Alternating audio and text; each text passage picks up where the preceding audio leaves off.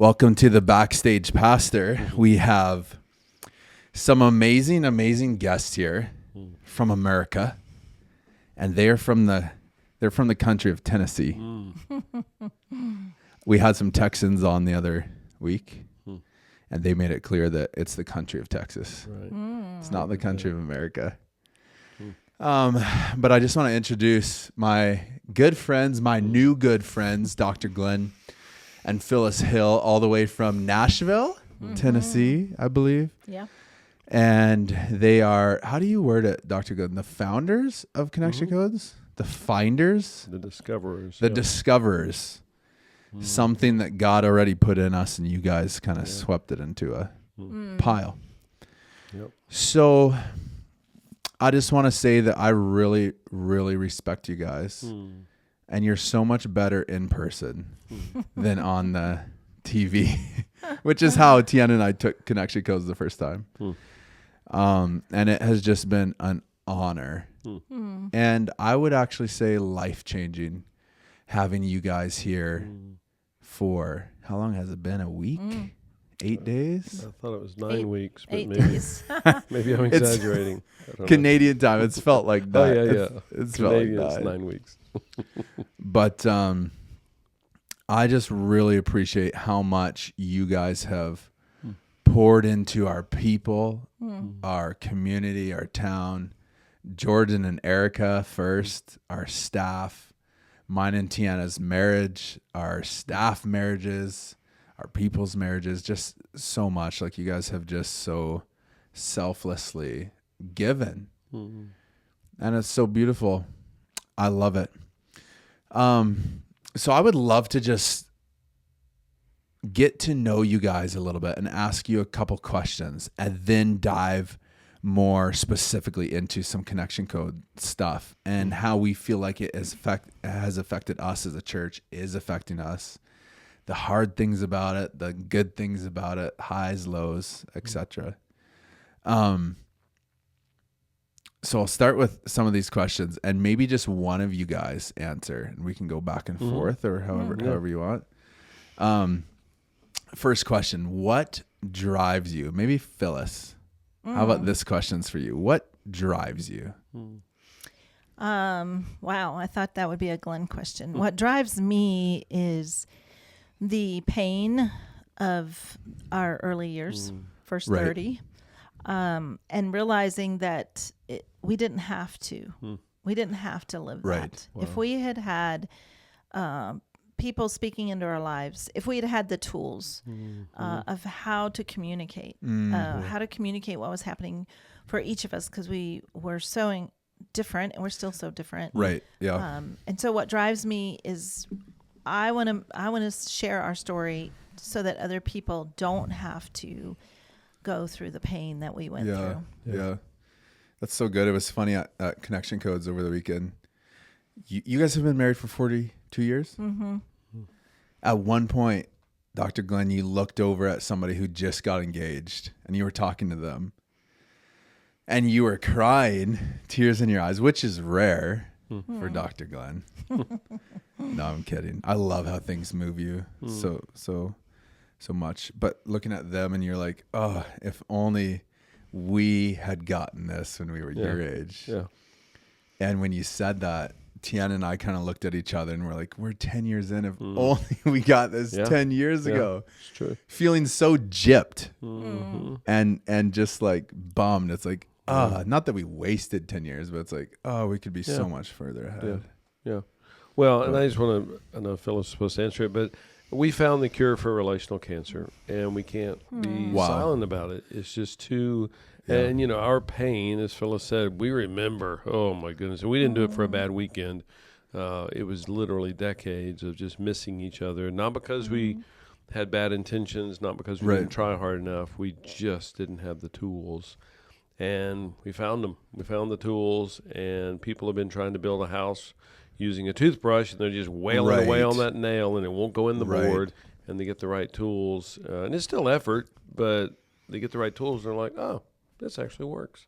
Wow, that's so good. Really beautiful. Building a house with a toothbrush or brushing your teeth with a hammer. Ooh, wow. Probably more Yeah. how I've been doing it.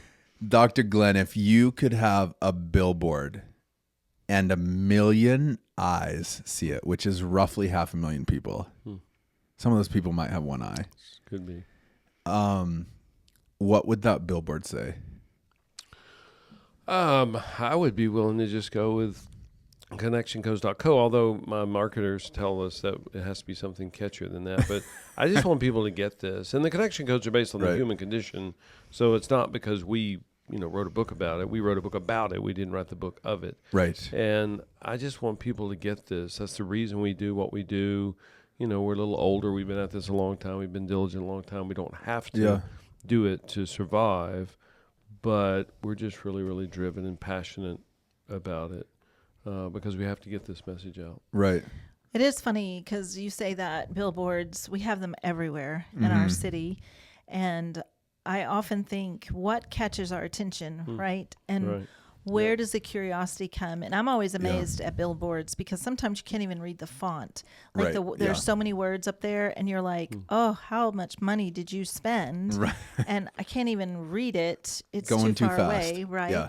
And I think, well, maybe it would be just simply connectioncodes.co. Would that be enough, that would people curiosity, like, well, what's that about? Let me get on the, Google that. When you actually asked the question ahead of time, I thought about what would I say? What would get my attention? And I thought of the words, I missed it. Interesting. And then, either follow it with what do you need and then connectioncodes.co.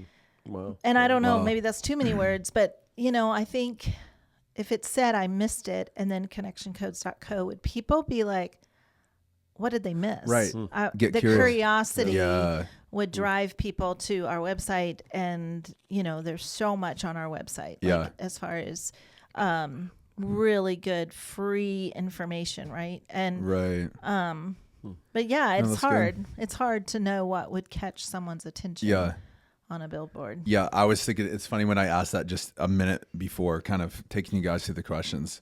The first thing that came into my mind is what you guys always say. I hear you. Yeah. And just oh man, for somebody to see on a sign like, oh, somebody sees me. Somebody hears. Ooh, I'm interested in somebody seeing me or hearing me. Wow. And then here's a QR code. Wow. No, that's cool. Okay, this could be for either of you guys. If you could change one thing about the world, what would it be? You just snap your fingers, and this is changed forever. Well, I think what you just said, that people feel seen and heard. And it's really odd that we do this well with babies, 6-month-old, 10-month, 12. And then there's some point along the way where it gets shifted. Right. And, I've shared this weekend that I'm not mad at my parents about it, but, my parents would say to me, you stop your crying or I'll give you something to cry about. And my father passed away when I was 8, so it's 8 or younger, when I got that message so clearly that you are not to be, and my grandparents told me children are to be seen and not heard. Wow. And that message was very, very clear. Oh yeah. So, not sure this weekend, I broke my arm when I was 5 years old. I didn't tell anybody. It was 3 days later, my mother realized that I wasn't using my right arm anymore. Wow. What's happening with a 5-year-old that doesn't say ow, that doesn't say, oh, Mom, Dad, my arm hurts. And again, I'm not judging my parents even. I think they were doing what they thought was good and right. But to think that this little guy, this little 5-year-old, breaks his arm and is like, well, just shut up. You do not have a voice. You have no place, no position, no safety to share that pain. Yeah. And if I could change anything, it would be that people have a safe space to share their pain. Right. And can I just say, like, we just came out of this weekend, Connection Codes, which I'm going to get you in a minute here to just, in a nutshell, define what Connection Codes is and the heart of it. But that truth that you just shared is so powerful. Like, it's crazy like even just an hour ago, we were in a session with Dr. Glenn and Phyllis here, Tiana and I, for our marriage. And it's so powerful when you're seen and heard, and not just heard to speak again, but heard to like see them. And it's just amazing to me, like countless stories over this weekend of the beauty of that truth and what happens actually when we do feel heard, or when somebody is safe for us. Yeah. It's like, oh man, stuff is just coming out of me that I never thought that I didn't even know about because this person is so safe. Right. Yeah. That's wild. I said in our staff meeting this morning, I said, because we're Pentecostals, we're good Pentecostals. Everything's a miracle. We're always praying for miracles. We're persistent, signs and wonders. Like, we love that. It's beautiful. And I'm not belittling that. And we've got to see some genuine, like really astounding miracles in our church. But I said, I was just oohing somebody, just listening to somebody with their hurt this last Sunday, specifically against me and or leadership. And just heard them and saw them and didn't have to justify anything. And I said to you guys, it's nothing short of a miracle. Like, I watched a miracle happen before my eyes. Like, I'm thinking, if I prayed for this and was asking God for a miracle in restoration with this person in relationship, that's what would happen. It was a miracle. Like, man, that's powerful. Yeah. Wow. So cool. Okay, and for either one of you guys, what lesson took you the longest to unlearn in life? I think for me, it's the need to defend myself. Wow. Like it's like I mean, we did this, in our marriage forever, where I felt like I have to stand up for myself. I have to tell him, what my truth is. Like, it's that I didn't say that. I didn't do that. I wasn't raising my voice, and whatever it was that we were in a fight over, I just felt like I had to defend myself. That was the one that just took me the longest to realize this isn't working. Like, we're not getting anywhere by me or either one of us, defending our truth, defending what really happened. Right. Was not bringing us closer together. Yeah. Yeah. This is wild because I don't think I've ever realized this before. This is just really, really big. That the biggest lesson is that it's okay for me to say, ow. Wow. It's okay for me to say, I felt hurt by that. And it is just so deeply ingrained in me from at least age 5, if not 4 or 3, that you're not allowed to say that. And so that's probably our biggest struggle is when I don't say ow. Right. And then, we call it the emotional dam. The dam builds up for whatever, 20 minutes, an hour, 6 hours a day, day and a half. And then she finds out, again, pick the number, whatever, a day and a half later, that I felt hurt about what happened yesterday morning. And it's already been dammed up for me. Wow. Then the dam bursts, right, which makes it nasty, which makes it bigger than it could have been, would have been, should have been. And then she feels like, wait, you felt hurt yesterday morning? You didn't mention it. So now she's a real person. And so now she has her own experience, her own emotions. Right. So, wow, it never occurred to me before that's probably my biggest thing. That's that I'm good. I'm not only allowed to say ow, I'm supposed to say ow. Wow. Yeah. That's what humans do. And you learned that on the Backstage Pastor podcast. Yeah. Yes.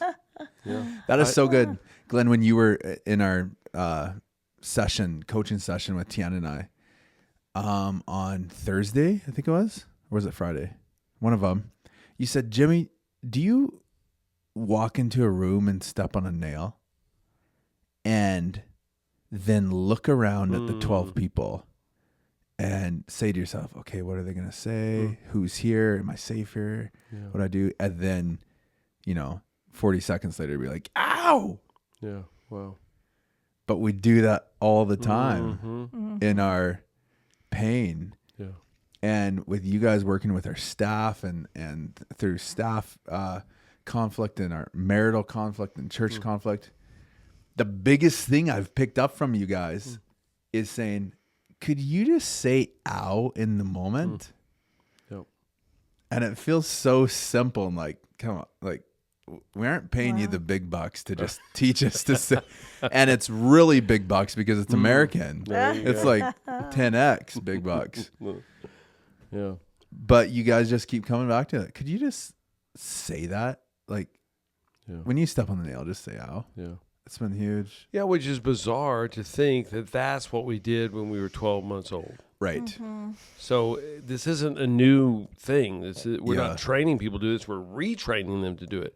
They did it beautifully when they were 6 months old, 12 months old, 18 months old. And then we all got knocked off course, whether verbally, non-verbally, intentionally, unintentionally. I'm not trying to get you mad at your parents, but a whole bunch of factors, ingredients, variables equaled. Now you don't say ow. Right. And so I feel hurt by Phyllis. Yeah. And it just dams up. I store it up for, whatever, an hour a day, a week, a month. And we spent most of our marriage that things were stored up for years, literally years. Right. And then by the time I tell her 7.5 years later, oh, dear goodness, now a dam is bursting and this poor woman's going, she doesn't even remember. Yeah. It was on a Thursday afternoon 7.5 years ago. She has no memory of it at all. I'm quoting her, dialogue that we had. Well, she doesn't know if that's exactly what she said or not. How would she possibly remember? Right. And I was certainly not accurate in my narrative. Yeah. But if I'd said it on that Thursday afternoon, just say, oh, babe, wow, I felt some pain just now when you did that. And we processed it in the moment. It would have saved us 7.5 years of emotional damage. Wow. Dr. Glenn, could you give an example of what has helped us unlearn how to be authentic? Like you say, okay, 12-month-old is very authentic. And then you said we get knocked off course. Yeah. What are ways that parents or even spouses knock each other off course or teach them don't feel that? Yeah, and I want to make it abundantly clear for so many parents, they have good intentions behind it. I assume my parents had a good intention by saying, you stop your crying or I'll give you something to cry about. I think they did. I hope they did.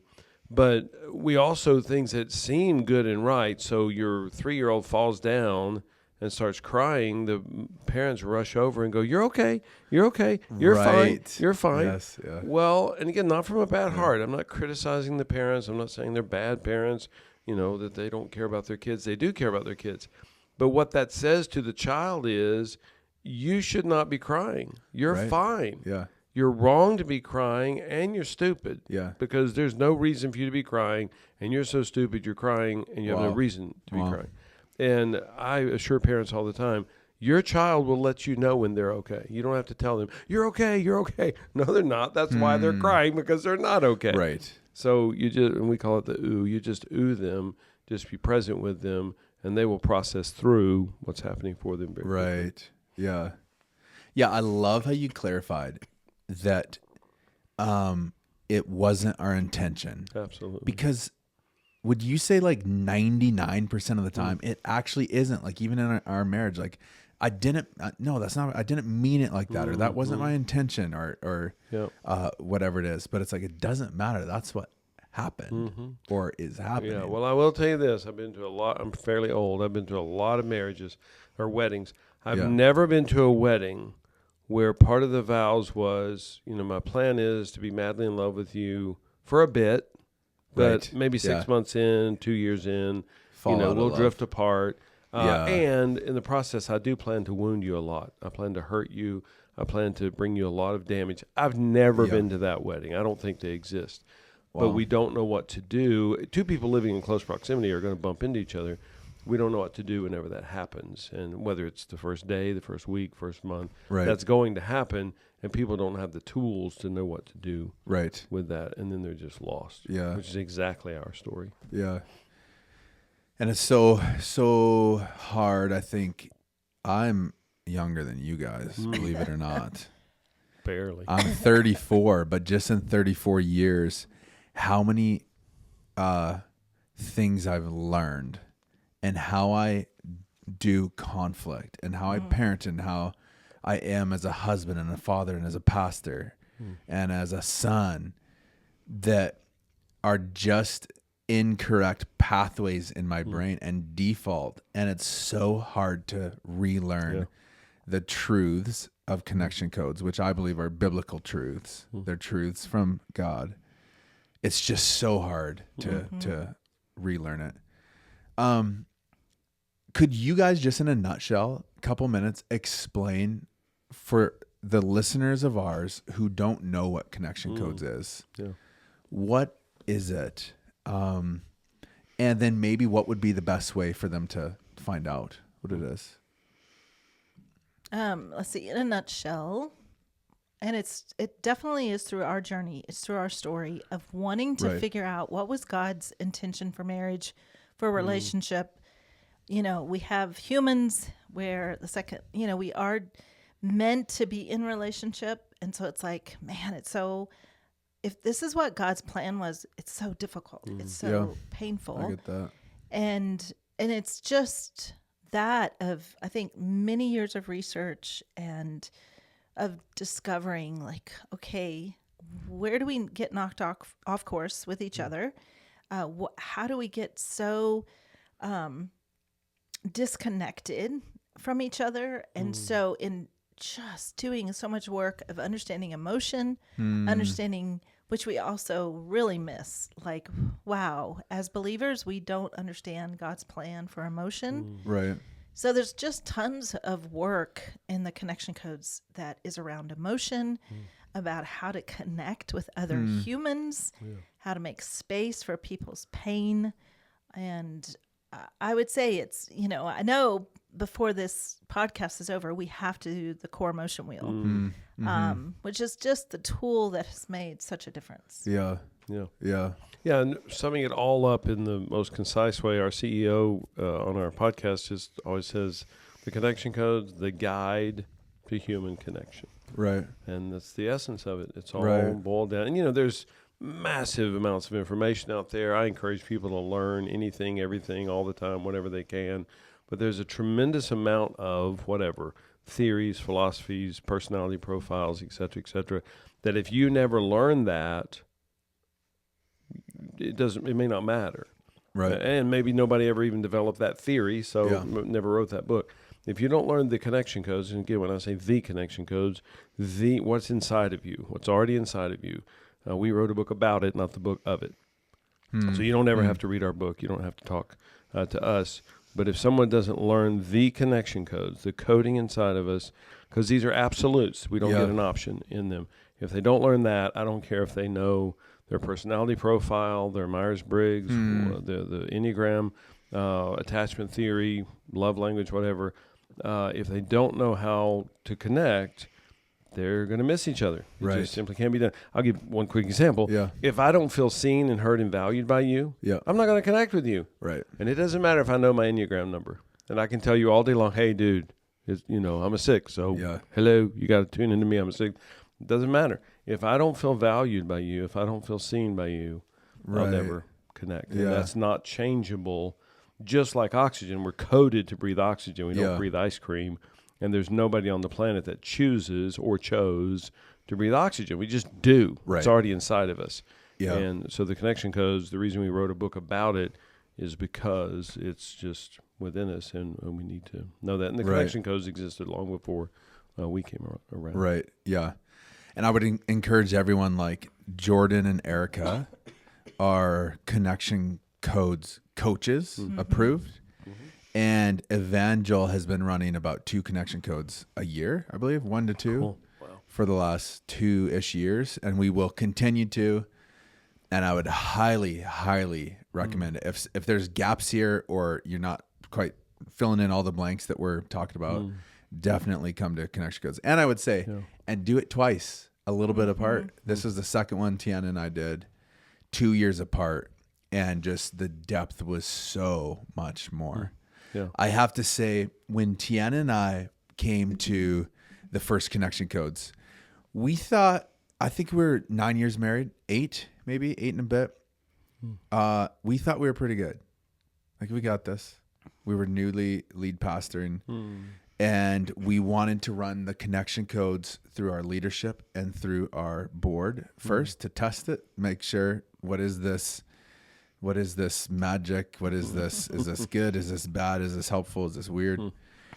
And I think every single night for 8 weeks, I had the heat turned up all the way in the car, and it was a cold ride home. Wow. And I'm like, why won't this heat turn up? Where's the heated seat?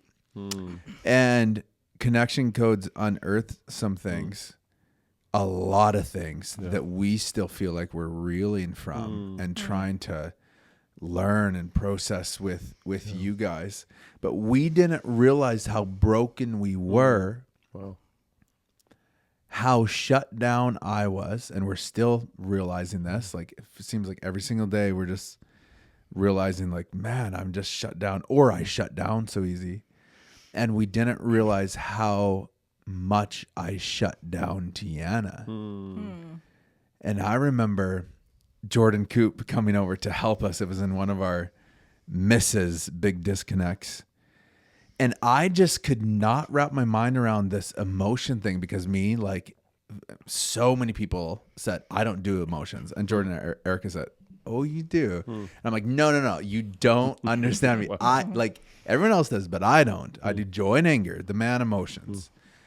And just not understanding how much I was shut down, and demonizing the emotions too. Wow. That there's good and bad emotions, which there's not. There's only emotions. God is the only creator. He created them for a purpose. Fear saves our life. Shame can be a good thing to push us towards something or away from something. And so I remember saying to Jordan Coop, but will we get to a point where we just feel less and less emotions, as though, like, in my mind, that was a better thing. Yeah. Like, where you're just less high maintenance. I viewed emotions as high maintenance. And I remember Jordan saying, like, no, as you become healthier and healthier, you will experience more and more of these. And that was such an aha moment for me, at least, and realizing how much I was crushing my beautiful wife, how much I was crushing her. And I was more holy than her because I dealt with less emotions, or I just went to a drug of choice, or I just went and dealt with God and then came back all better. Yeah. And so I would often be like, you just need to be more like me. And this unearthed those things. So I just want to say, beautiful, beautiful thing. What would you guys say? I have a whole bunch of different directions I want to get here. You guys have 4 to 6 hours, right? Sure. No, we only have an hour. I said an hour. What would you guys say people misunderstand the most about connection codes? There's probably 2 or 3, but one of the biggest ones that drives me nuts is that people think that the connection codes are sweet, that it's all about just being smiley and I believe deeply the connection codes are fierce and powerful and directional and intentional. I don't love the word aggressive, but dang near aggressive. That I'm on a mission. I'm on a mission to find myself. Right. Every day I'm going to find my true, authentic, at the core, vulnerable self. And then I'm on a mission to convey it to those around me, Phyllis being number one, that I want her to know me. That's the human drive to know and to be known. And that's powerful. That's not sweet. It's not wimpy. It's incredibly, again, I don't love the word aggressive, but it's aggressive. I want you to be on this mission, and I want Phyllis to be on a mission to find herself and to find me, right? Because I need her. I want her partnership. I want her to be undaunted, to be the irresistible force that says, "Oh no, babe, I need to see you. I need to see the authentic, vulnerable you at the core." And I'm like, "Oh no, I'm fine," and that she's undaunted. She's like, "No. Help me get what's happening for you. Tell me what's happening for you." And that's power. That's not sweet. That is very, very powerful. Right. Yeah. Yeah. Often people say that the tools are simple, but they're not easy. Right. Amen. Amen, And sister. so, it is true that the tools are very simple. Children gravitate towards them. Yeah. And we see that. But it's like the older you are, the more challenging it is. Right. Because you have patterns that you've formed for a lifetime. Yeah. And that's why I think seeing children, they're like, oh, they get it. They get it and they love it. Right. Yeah.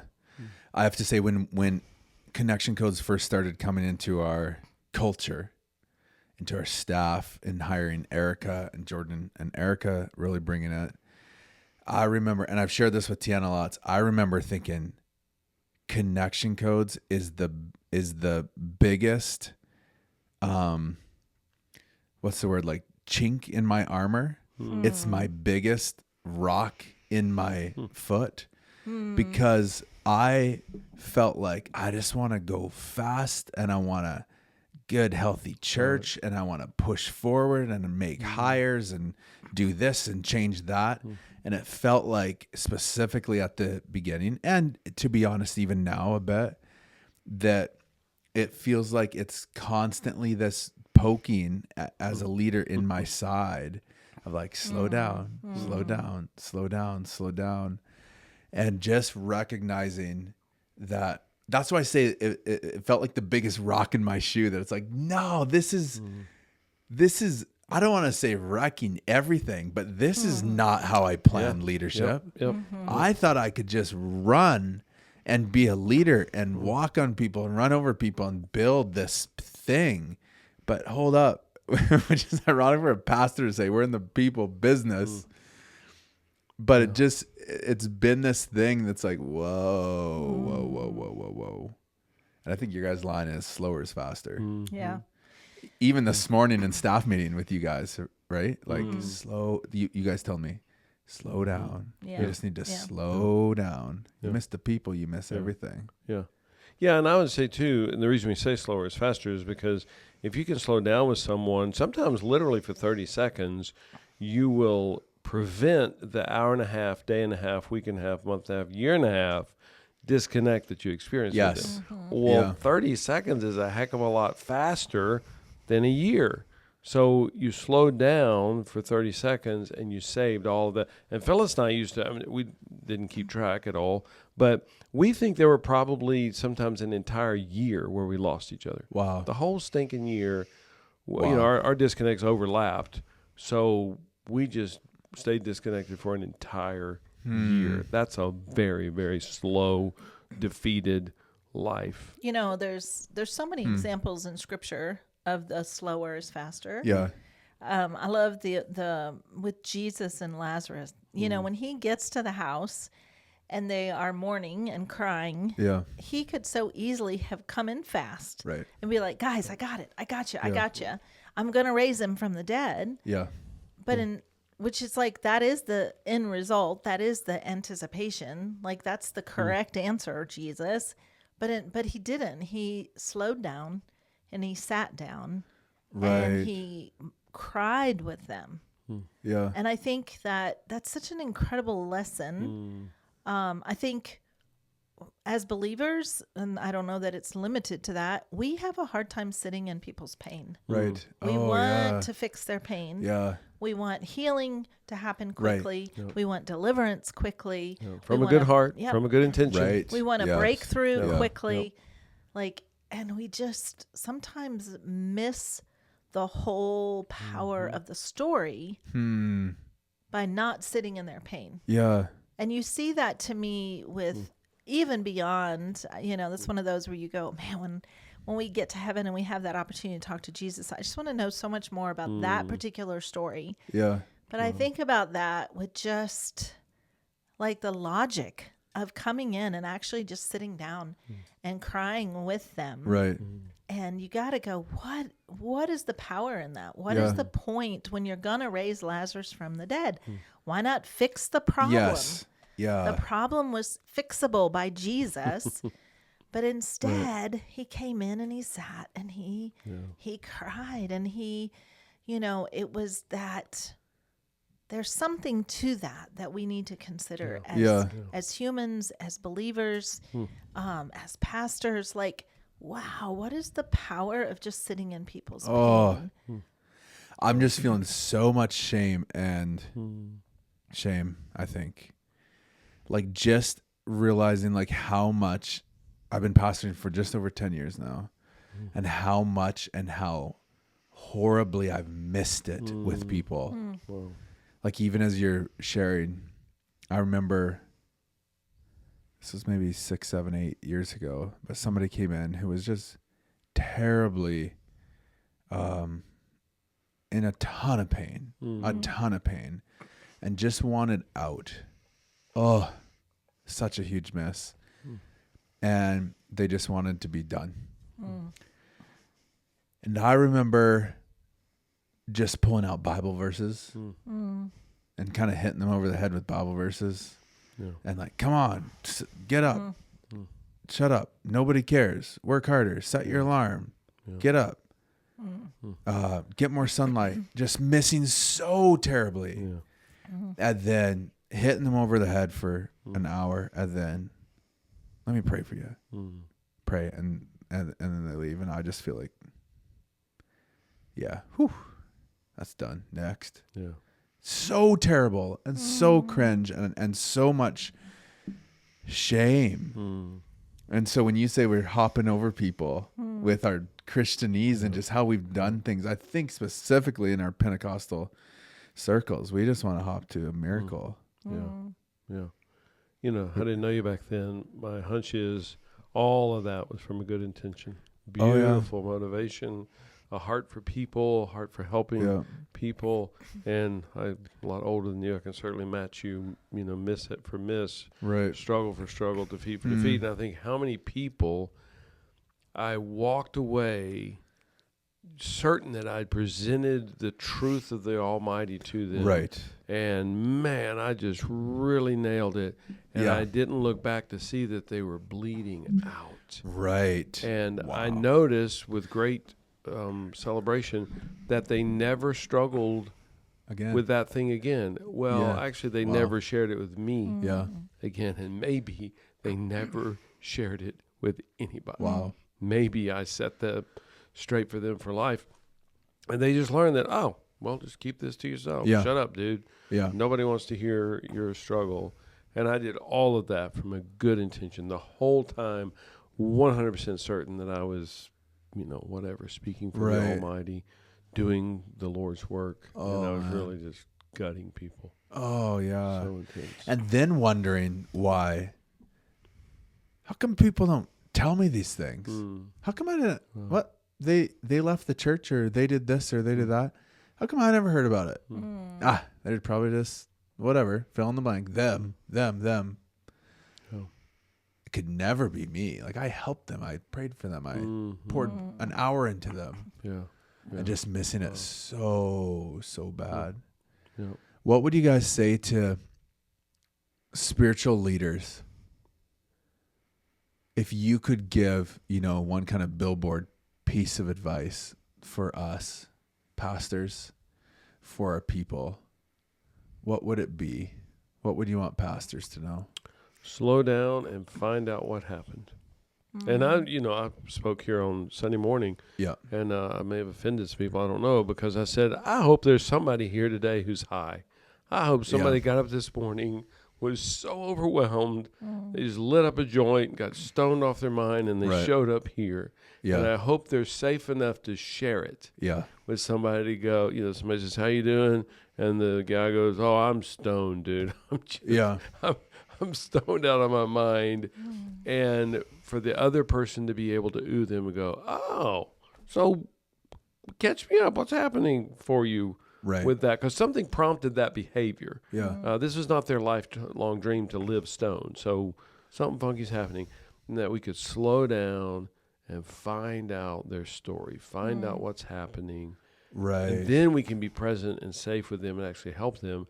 And instead, our tendency, and my tendency for many years, was just to rebuke, like, buddy, that's inappropriate. You know better. Yeah, that's just, what are you, stupid or something? Yeah. And again, then I'd walk away, not realizing that I didn't help him at all. I made it worse, not better. Right.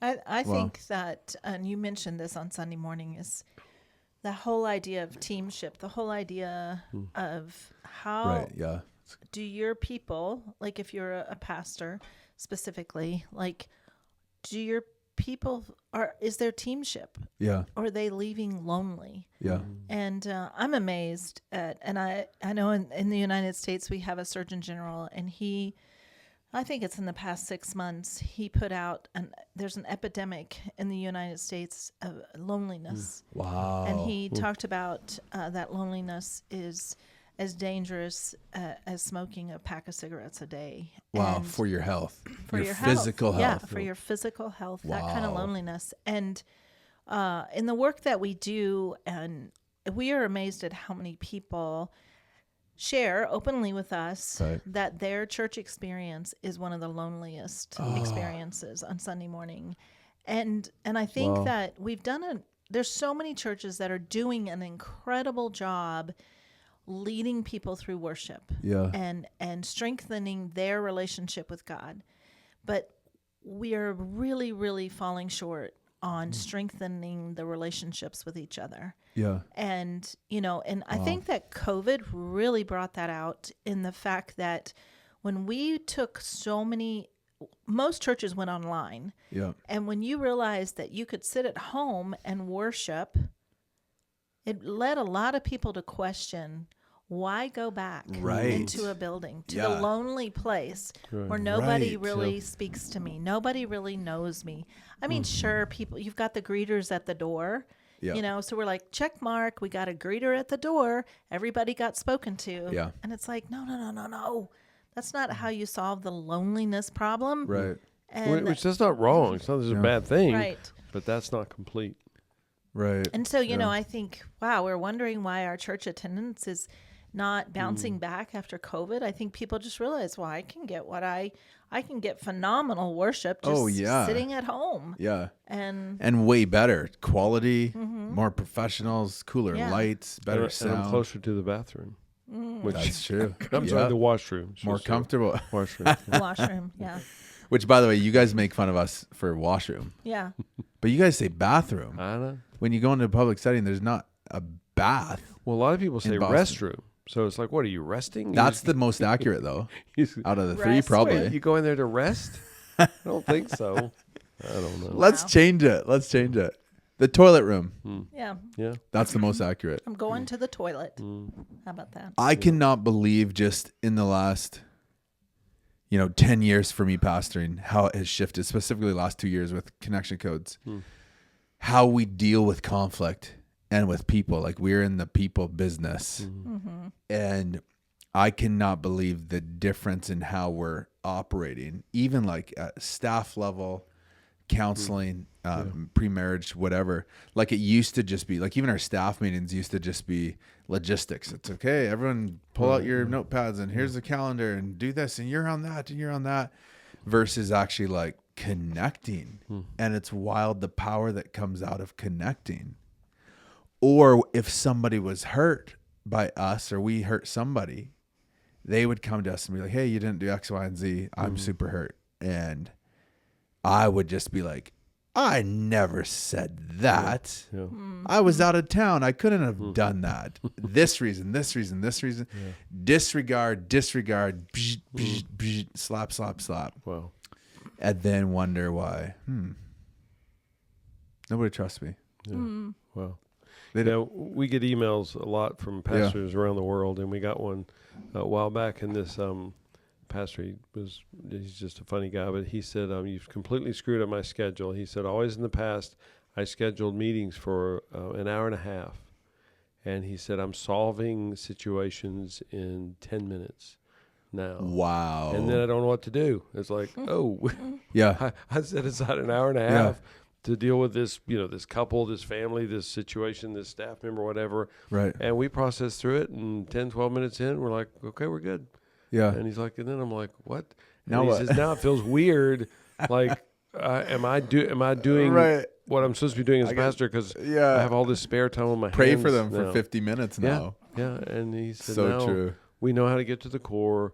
We know how to be present with each other. And I just love this. The pastor knows how to say, I missed it. Like, oh, shoot, man, I missed on that big time. And there's just so much power. Right. We call that the third phrase. And the third phrase is just so powerful to be able to say, shoot, dude, I missed on that. Not because I hate you, not because I'm an ass. I just missed. I missed on that. I missed, whatever. I missed that it was your, daughter's graduation, and this is a big thing for her. I just missed it. And I don't have to defend myself. I don't have to explain it all away. Missed it. Wow. And I missed it doesn't even mean I'll be there every time from now on for you. It simply means I missed it. Yep. Right. And maybe nothing will change. Yep. Yeah, it's powerful. When I say it's like miraculous, I truly believe it's miraculous at how it, a soft answer turns away wrath. It's like, this is miraculous. We had, just really quick, we had some close people to us. There was a big miss that there was, and we had just taken connection codes, Tiana and I. And so this couple, there was a big miss the night before. Then we came back for to see each other the next morning, and they were convinced this was the end. Like, this is the end of our relationship. Jimmy and Tiana are going to pack up and leave. This is done. This is not salvageable. And as they began just to share hurts and pains, I was just oohing and being like, no, I want this. Like, I actually have joy that you would trust me to share this with me. Wow. And it was like dissipate. And it was like, it felt like 30 minutes later, 10 minutes later, it was like, how did this go from a war is going to start because of this to, whoa, we're actually like just laughing together again. Yeah. It's crazy. Wow. What would you guys say to I'll start with this. Every year we have about 3 to 5 prayer targets, we call them. Big corporate prayer requests that we're praying for as a church. Last year, our number one was that we would be a people that experience revival. We want that. Salvations and baptisms, sanctification, restoration, miracles. But that we'd be a people with that would experience revival with character. And then the tagline was, because without character, revival implodes. Yeah. I don't even know if that's true. I added that tagline, but I'd seen that so many times growing up, little blips of revival, and the Lord started doing something. There was this outpouring of the Spirit, signs and wonders, like salvation, just beautiful. And then somebody got hurt. Or then somebody got jealous. Or then somebody got proud. And nobody knew how to work it out. And revival imploded. Wow. And so this was pre-connection codes, that prayer target. But I have had a heart for us as the church to be able to have the capacity to carry the revival that the Lord wants to trust us with and bring. And I truly believe that he is, but a lot of times we just aren't quite ready or there yet. He can't quite trust us yet with that. And so with that character and with that growing and learning to ooh and the connection codes comes, I think all of a sudden people can feel heard. And so they start speaking up. And out of that, realizing there is a ton of church hurt. There is a ton of people that are hurt by the church, which is not hurt by a building. If you boil it down, it's hurt by a person or a couple people. What would you guys say is the way forward? Like, I just have this huge dream for people who've been hurt by the church or hurt by a person. It's not Jesus that hurts people. It's immature people that hurt people, right? Yeah. What would you guys say? What would be a heading for us as a church for people that have been deeply hurt by the church? What is something that we can start doing, or how should that conversation start? From church leadership perspective and from the perspective of being hurt by church leadership? What's the best thing that we can do? Yeah. Well, it's interesting. It goes back to being able to go, I missed it. Right. And the question, how have I missed it with you? And, Glenn and I I think today, multiple times, because we speak. So we know in those words, many, with the scripture, what's the best way to say it? With many words, sin is not absent, right? Right. And so it's like, okay, we as leaders are going to say something that's going to be amiss with somebody. Right. Not out of evil intent. Yeah.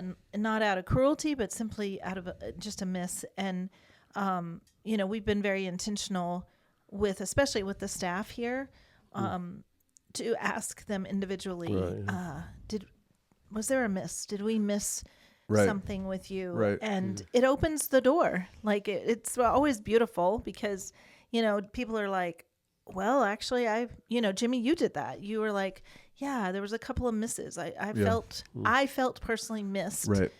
And it's so healing in the moment. Yeah. Right. We're not leaving here with you going, well, I had a couple of misses, but I'm just going to pray about it. I'm just going to give it to the Lord. And, I'm just going to work on forgiving them. It's like it just grows. It's like a seed of doubt. It's a seed of pain that just grows bigger and bigger where, being able to open the door. So as leaders, as pastors, to be able to get up and go, I know I've missed with somebody here. I know there's been a miss. Please share with me your miss. Right. And I think that, it is so fascinating, that whole idea that and I'm glad you mentioned it and brought it up. Like the church wounds are huge. Yeah. And I think that so often and I've been there as church leaders to be like, well, they just need to, forgive.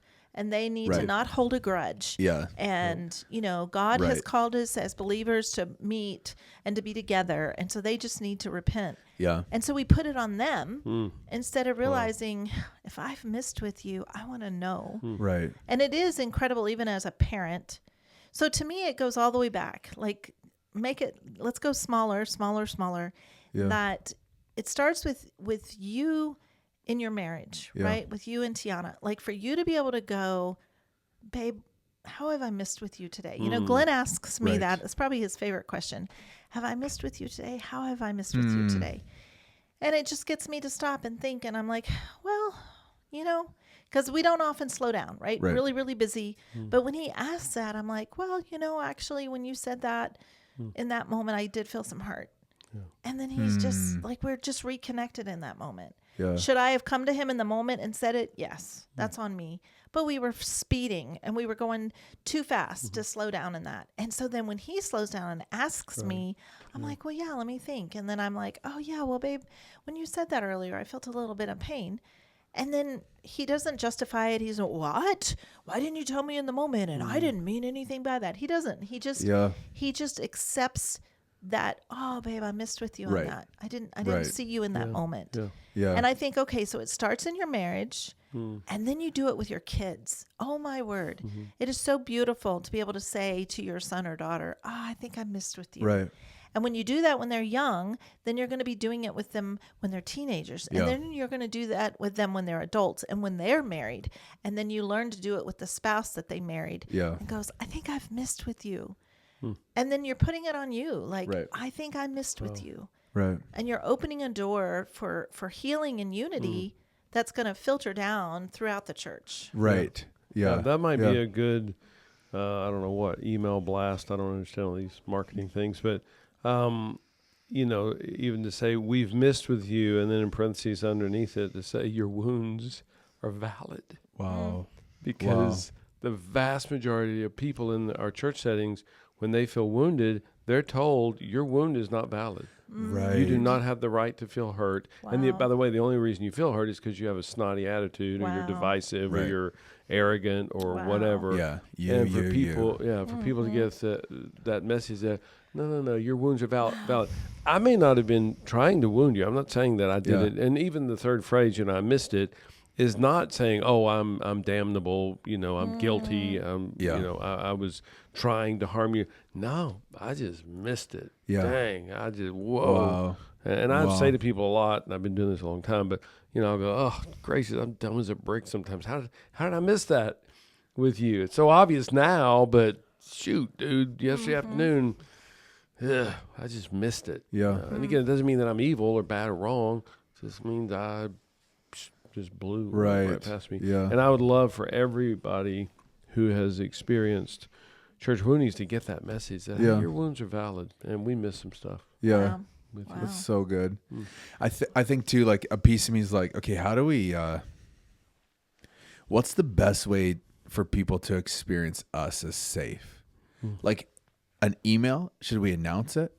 What's the best way? But I had this experience just the other day of somebody that was hurt, and they shared their hurt with me, which I was so joyful about. I felt so much joy that they would trust me, that I was a safe place. And it was a beautiful experience. And we went away. I liked this person. I hope they liked me still. It just seemed like our shoulders were down. We could fully be ourselves. Wow. It seemed like full reconciliation. And what got me so amped up, which is a word all the kids are saying, actually probably from 10 years ago now. What got me so amped up is that now this person can go to their people and say, no, I had a miss with Jimmy. He had a miss with me. And I experienced safety. You can trust him. Yeah. He will be a safe place. Yeah. And that got me so excited that maybe the best way is to just be a safe place. And the word will just spread as people, not just as leaders, as everyone, that it's like, oh, we're a safe place. Yeah. We can be a safe place. Well, and I think it gets back to, again, marriage and family. If you can be a safe place for Tiana and for your kids, that's going to filter down. And, you're just going to speak that language. You're going to get up on a Sunday morning and you're going to go, man, I had a miss with Tiana this morning as we were getting ready for church. And I love that girl so much. And I hate when I miss with her. Right. And then you just go right on and people go, wait, what? What did he just say? Yeah. What was that? He just admitted that I'm telling you do that. Had a miss. Yeah. Wow. There's going to be 7 men that walk up to you immediately after and go, dude, so did I. What? Same thing happened for me. But the problem is we're all showing up in our churches thinking everybody else is doing great. Yes. Right. So I don't want to share how stupid I am. Right. And if our church leadership can get and go, oh, my word, my partner and I, we just missed with each other this morning. It stinks so bad. Oh, so much pain whenever we miss with each other. Everybody's going to run to that and go, ooh, wow, same thing happened for us. Yeah. Yes, so good. Okay, we're out of time. Yes, no, we aren't already. Yes, it's been an hour, but we have to do the wheel. Oh, yes, okay, can I do one more question and then the wheel? Okay. You guys are going to be so much better at the wheel than me. Okay. I think in church world, let me read this verse first. Hebrews 12:1 says this, therefore, we also, since we are surrounded by so great a cloud of witnesses, let us lay aside every weight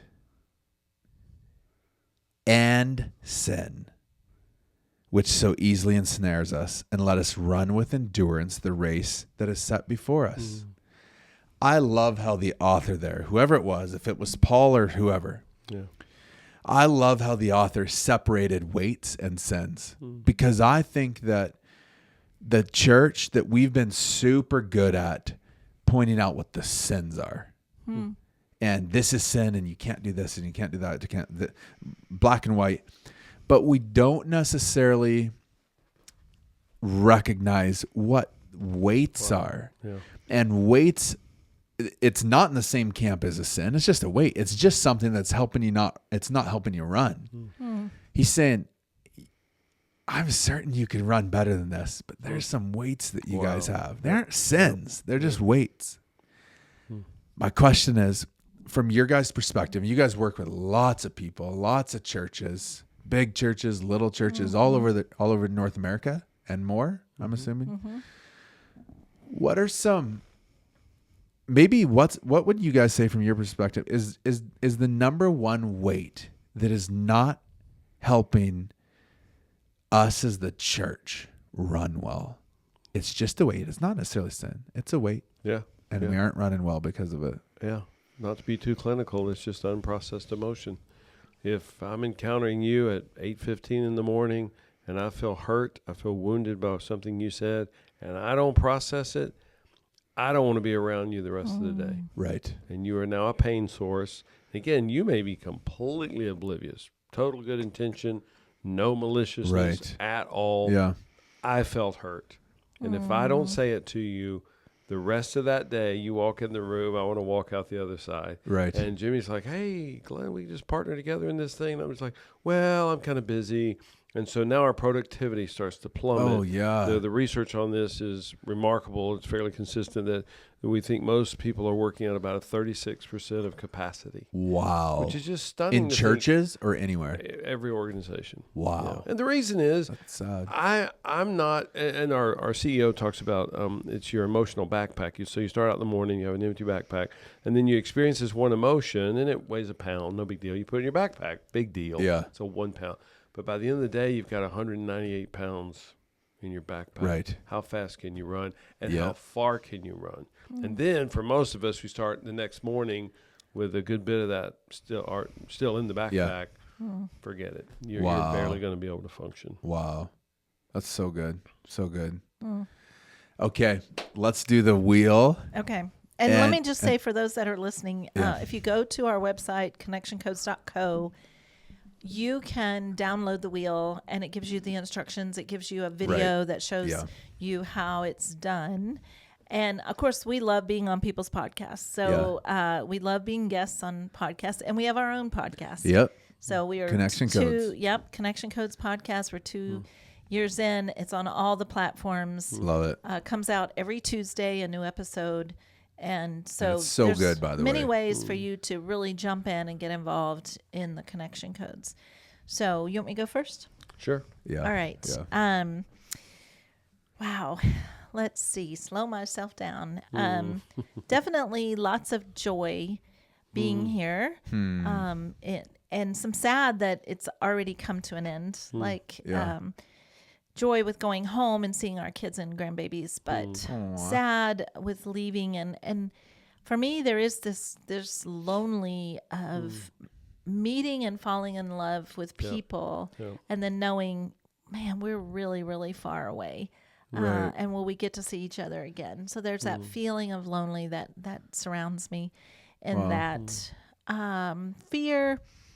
I definitely feel the fear of having missed with people here. Right. Like fear that somehow we said something in a way that just hurt them.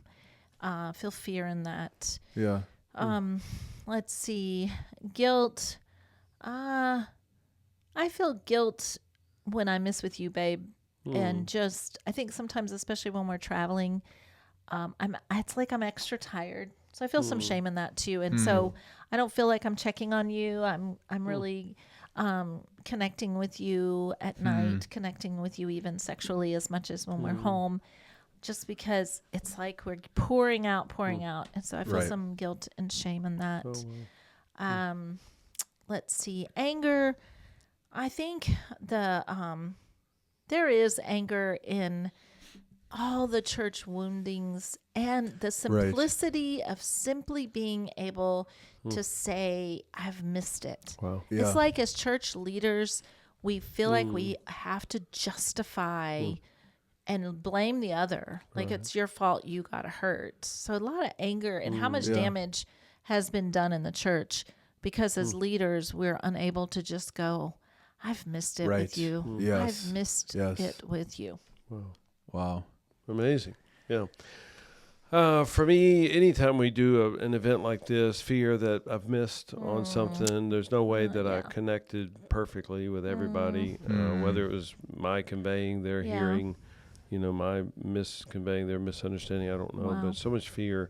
We spoke to a lot of people, Right. so there's just so much possibility and opportunity. And, the proverb you mentioned where words are many, sin is not absent. The missing is not absent. I guarantee I missed something somewhere. Yeah. Of course, Right. we shared earlier, just with you, Yeah. Jimmy, and other people I've talked to. Like I felt kind of missed right there, which is so amazing. I feel a lot of joy in that. Just that people are able to convey is so amazing, so beautiful when they convey in the moment. I felt hurt by that. I felt some shame when you said that.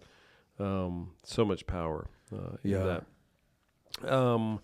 Let's see, guilt and shame over that at times. Like, I wish I could do this perfectly. I've been doing this a long time. I ought to just nail everything perfectly, and I don't. And guilt, just you carry so much. You schedule everything. I'd end up in the wilderness and freeze to death if it wasn't for you. And I'm just so incompetent in some of those areas. I'm so thankful that you handle that, but I feel some guilt. Like, oh man, that's just kind of on her. Wow. I feel lonely at times just in this quest. It's a big quest where our population goal is 8 billion people. Wow. So that's a lot. Wow. We've reached less than 1% of them so far. So we got a lot of work to do. And it's just so exciting getting to partner with people. Sad that we're leaving tomorrow. It's been amazing. The time has flown by. And it's just spectacular being here. I really, really, really do hope that we will be back. Hurt. Yes. Let's see. When's the last time I felt hurt? Ooh. We had a miss together a couple of weeks ago. I felt some hurt. And that those are always sharp stabbing pains whenever we miss with each other because you're so valuable to me. Tons of joy just being here. I can't remember if I said joy already. And then anger, this core level anger. I'm driven on this mission. Wow. We have to do it. We could just sail off on a cruise into the sunset, which we do that too. But we have to keep this mission going because it's so beautiful, so powerful, and there's such a need. Yeah. Wow. It's good. Wow. So you said you guys you hope you can come back. Why don't you just stay? We have a cabin. It's snowing. It's still warm. Okay. I feel tons of joy at the tool of connection codes being brought into Evangel. I feel so hopeful about the future of Evangel because of this tool. I feel shame. I think this morning, like in the staff meeting, you guys walking with us, just shame and guilt that like, wish I was a better leader. I just, I'm sometimes just feel like, I'm not that good of a leader. Feel anger at myself for those drastic times. I know I've missed people a lot of times, but feel a ton of anger for those times where it was like intense. Like the story I was sharing, and I just missed it so bad, like just anger, at myself. Should be shame and guilt too. I feel fear that maybe fear that people won't catch this and start carrying. I don't want to say carrying weight, but like. It feels like enough of us have to catch it for it to start to become a language and speaking it. Yeah. And if it's just Jordan and Erica pushing it, this isn't gonna work near as well. Wow. I feel lonely sometimes as the lead pastor of Evangel. Yeah, a little bit. Feels lonely and maybe like I just get misunderstood sometimes. Is that all? I think that was all. Sad. Hurt. Hurt. I think hurt when I feel misunderstood. like still feel like, that wasn't my intention. And just want to like justify it. Still hurts a bit, but, and then sad, I would say, again, just at the misses that are happening from me. I think specifically with our staff, just how I'm missing staff, sprinkles of here and there, missing the staff constantly, and realizing like, I'm learning this language, but it's a new language, and the words are quite clunky. I hear that. Wow. But joy to see the change that has happened, you know, just at a leadership level as well. So very cool. Well, I want to thank you guys for coming on the podcast, the Backstage Pastor. I've looked forward to this for a long time. We've looked forward to this weekend for a long time, and meeting you guys. Like I said, you're better in person. So try and get places in person. I know the flights can be painful getting this far up where Santa Claus lives. Yes. But we really love you guys and appreciate you guys, and just see so much life coming from this ministry and who you guys are. So thank you. love you guys. Love you guys. And we'll see you guys next week.